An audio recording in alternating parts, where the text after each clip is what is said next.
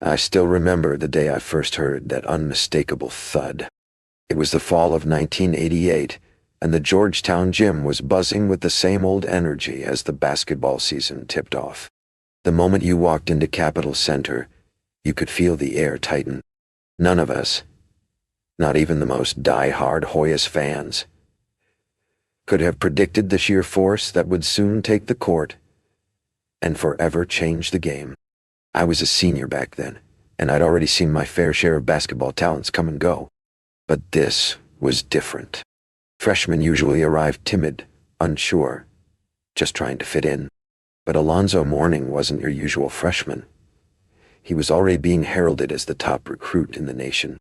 And then there was this towering figure, Dikembe Mutombo, standing awkwardly at over 7 feet tall, his eyes full of curiosity and potential. They called him a work in progress. But we all knew that behind those gentle eyes lay something special. The first game I saw them play together, witnessing a force of nature.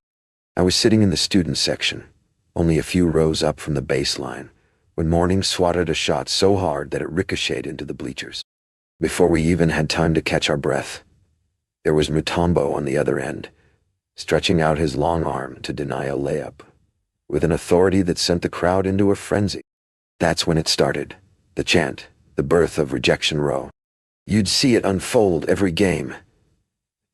Students raising those massive black handcards for every block. And the row kept growing and growing. The image is still so vivid in my mind. That wall of black hands swinging in the air. Each one a tribute to another shot, denied, another dream shattered at the rim. You couldn't help but feel the electricity running through the stands. We weren't just watching basketball. We were witnessing a revolution in defense, a partnership that was rewriting the rules. You see, Georgetown wasn't just a school. It was a community. And in those years, Mutombo and Mourning were more than athletes. They were part of our family. Even when they weren't on the court, they'd be around campus, humble and approachable. Dikembe was always easy to spot, towering over the crowd, switching effortlessly between languages as he shared stories about home. He had a presence about him, like he belonged not just to us, but to the world. It wasn't long before his game evolved, from a raw talent to a force to be reckoned with. In his sophomore and junior years, Mutombo took on more responsibility, averaging block numbers that sent chills through the opposition. You could see how the older players started to look at him differently, how his teammates began to trust him with every inch of space in the paint. And there was Mourning, of course, feeding off that energy, rising to meet every challenge with an intensity that made him unstoppable. Together, they became the ultimate duo, a combination of strength, agility, and sheer willpower. I graduated in 1990, just as Mutombo was taking his rightful place at center stage. And though I left Georgetown behind, I watched him go to the Nuggets, where he transformed that franchise, or how he inspired an entire generation of athletes in Atlanta and Philly. Every now and then, there'd be clips of that signature finger wag, the one that said, "Not in my house." And I'd smile, remembering how it all began in that dimly lit gym.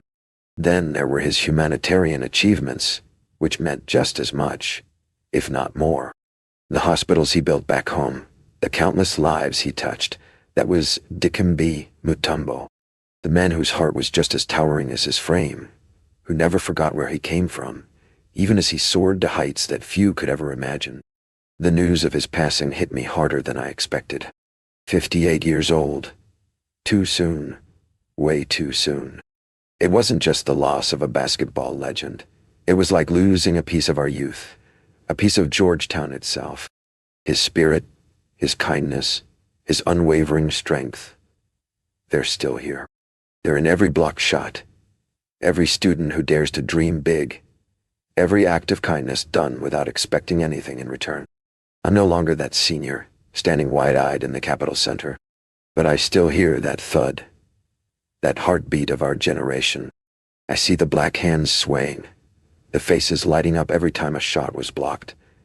And I know, without a shadow of a doubt, that legends like Dikembe Mutombo, never truly die. They live on in the memories we share, the stories we tell, and the inspiration they leave behind. Rest easy, big man. You turned rejection into an art form. And even now, years later, when I close my eyes, I can still see it, that moment of triumph when you raised your finger to the sky as if to say, not today, not in my house.